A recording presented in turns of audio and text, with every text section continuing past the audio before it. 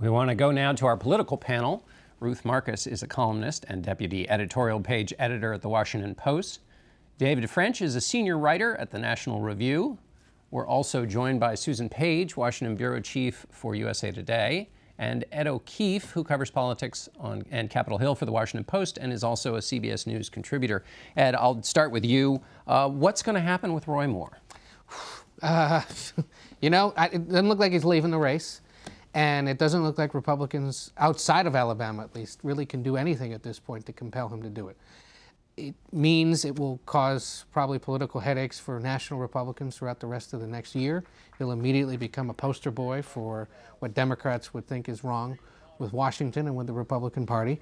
And if Mitch McConnell's threats this past week were true, it will lead immediately to an ethics investigation of the new senator, possibly concurrent with the one that would be underway for Al Franken, and maybe also one underway for Senator Bob Menendez, who's coming back after the Thanksgiving break from a federal corruption trial. So it'll be an interesting year, certainly, when it comes to ethical transgressions. And at this point, Republicans just have to probably hope that there's nothing else out there that would just stir this even more, and yet there's reason to believe that there is. Add staffers to the Senate Ethics Committee.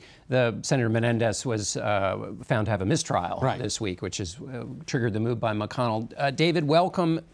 Answer the question I posed to Tom Cotton. What's better for Republicans, if Roy Moore wins or if he loses? It's clearly better if Roy Moore loses. I mean, for a couple of reasons. One, it would be very important party hygiene.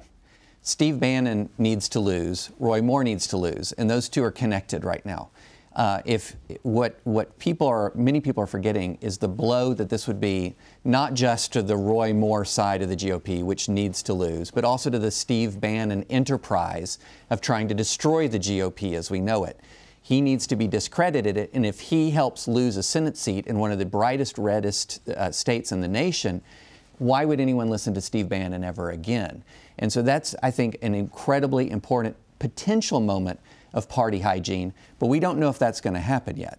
And Susan, Mitch McConnell would have a senator come in who is clearly an improvisational character in Roy Moore, and would, could this get managed the way Mitch McConnell thinks it could get managed, or is he really hoping he doesn't have to handle this problem? Oh, I'm sure if he could cast a vote, and I think he was born in Alabama, actually, Mitch McConnell would not be voting for Roy Moore, because this is, for one thing, Roy Moore is not a Mitch McConnell Republican. I mean, he's running on a campaign to eject Mitch McConnell from the leadership. So in no way is this good for Mitch McConnell, even if it costs him one of those crucial Republican Senate seats.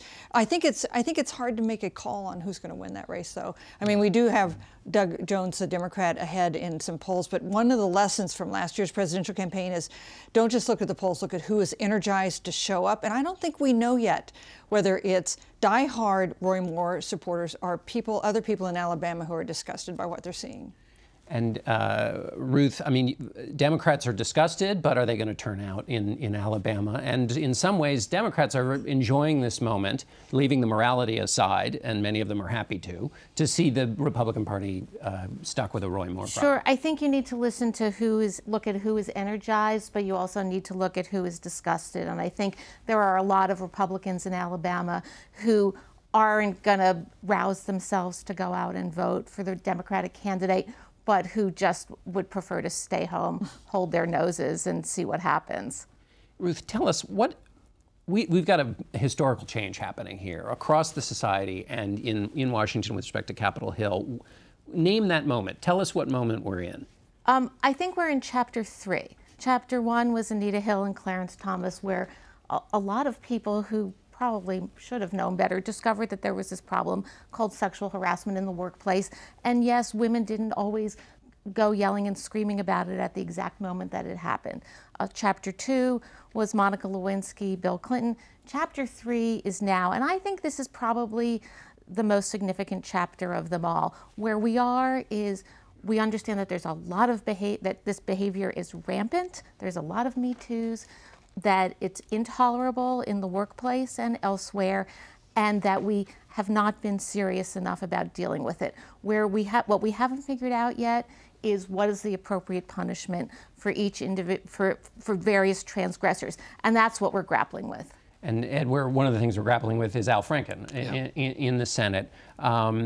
What's your sense of, there were liberal columnists for Slate, the New York Times said he must go. Democrats lose credibility. There felt like there was a real pressure. Where is that pressure now on him? I think it's if there's something else, either before he was a senator or especially since he became a senator, at that point it's just a question of when and not if, perhaps. If this is it, if they have the meeting that the accuser says he asked for and she's agreed to have, and it goes well, and he commits to an ethics investigation, and it finds that there's no other reason to believe he's done something inappropriate, you know, a cloud will hang over him for the rest of his Senate tenure, as it has for other senators in the past for whatever reason. But I think Ruth actually raised an interesting point in her column this week about, you know, to what extent is there the risk that people are potentially overpunished, or that there's an overreaction to this? There have to be changes made at the Capitol in how Congress deals with this. But I think there's an argument to be made that you know, there could potentially be an overreaction, and that would add to all the concerns that people have had through the years about, you know, the scrutiny being too hot on people and keeping them from potentially engaging in public service.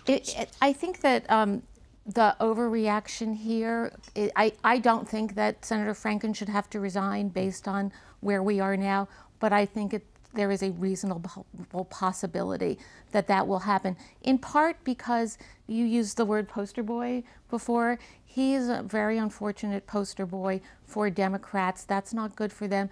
To some extent, he's going to, if he is forced to resign, it will be because he's paying for the underreaction to Bill Clinton's sins in the past and Democrats' failure to pay enough attention to that. You know, you talked about this being Chapter 3. The fact is we're still living with the reverberations of Chapters 1 and 2. And if Joe Biden runs for president in 2020, as he clearly hopes to do, we will revisit the committee hearings he chaired with Senate Judiciary for Clarence Thomas, where Anita Hill was not taken seriously.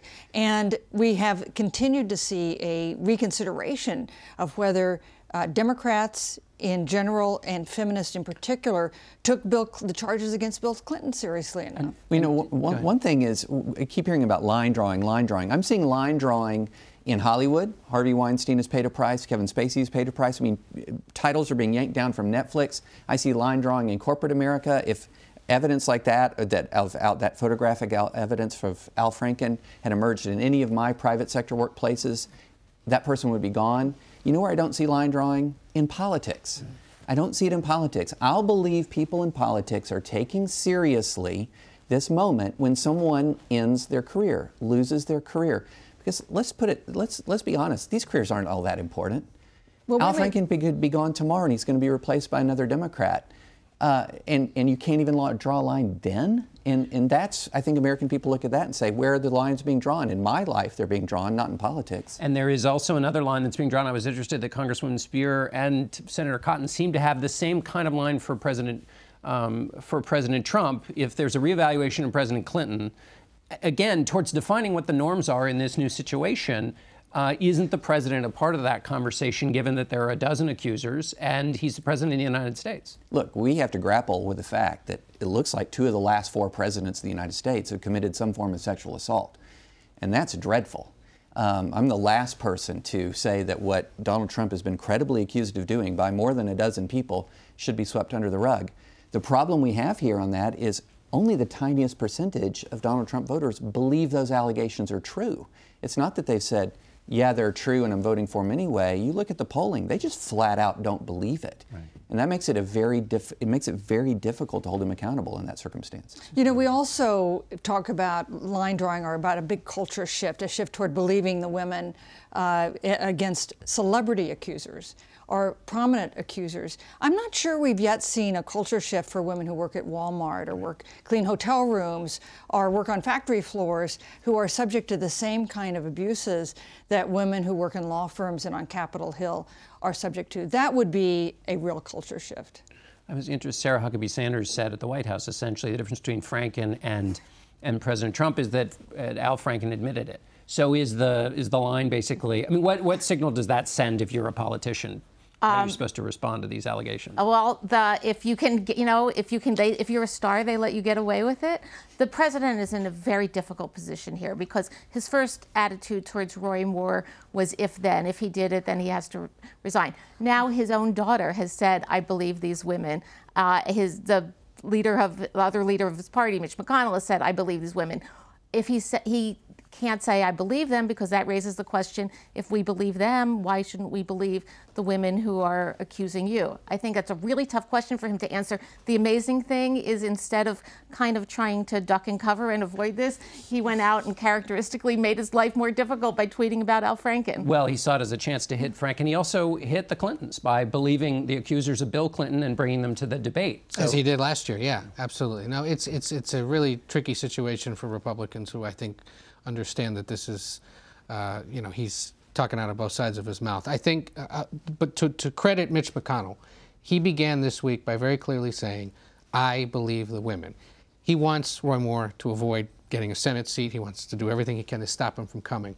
But the fact that the most senior member of Congress said that, or a senior member of Congress said it very clearly, allowed everyone else to fall into place, allowed the Franken thing to be dealt with so quickly. I think that is a key part of Chapter 3 as we go forward, that we saw such a senior political leader do that. All right, we're going to close the book on this chapter, but we will be back in a second with another chapter. We'll talk about tax cuts and the rest with our panel. Stay with us.